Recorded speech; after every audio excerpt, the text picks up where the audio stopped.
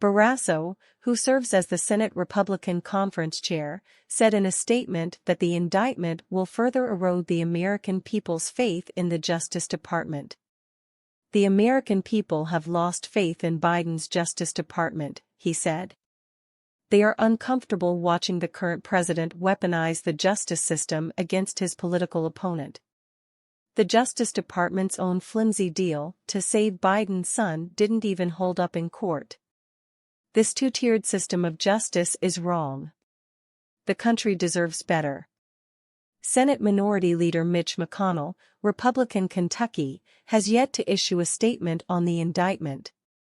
Other Republican candidates for president, from Florida Governor Ron DeSantis to businessman Vivek Ramaswamy, have criticized the indictment. DeSantis said, "As president, I will end the weaponization of government, replace the FBI director, and ensure a single standard of justice for all Americans. While I've seen reports, I have not read the indictment. I do, though, believe we need to enact reforms so that Americans have the right to remove cases from Washington, D.C. to their home districts. Washington, D.C. is a swamp, and it is unfair to have to stand trial before a jury that is reflective of the swamp mentality. One of the reasons our country is in decline is the politicization of the rule of law.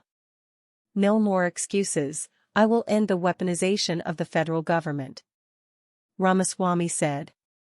"The corrupt federal police just won't stop until they've achieved their mission: eliminate Trump. This is un-American, and I commit to pardoning Trump for this indictment. Donald Trump isn't the cause of what happened on January 6.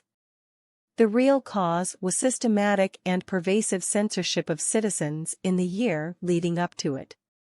If you tell people they can't speak, that's when they scream. If you tell people they can't scream, that's when they tear things down.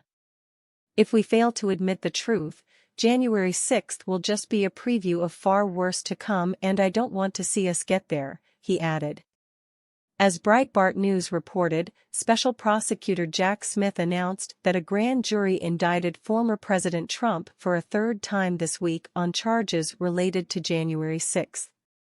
The indictment was announced the day after President Joe Biden had been implicated in a long-running influence peddling scheme by his son Hunter's former business partner, Devon Archer, in testimony before the House Oversight Committee, it reported.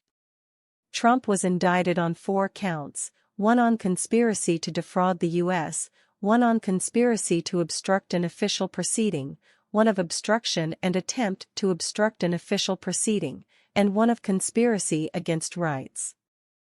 The indictment does not indicate how prosecutors were able to establish what Trump himself believed, other than the fact that he had been informed by others that his suspicions of fraud were false, nor does it distinguish the case from the Russia collusion hoax spread by Trump's opponents, including within the Department of Justice, after he won the 2016 presidential election, it continued.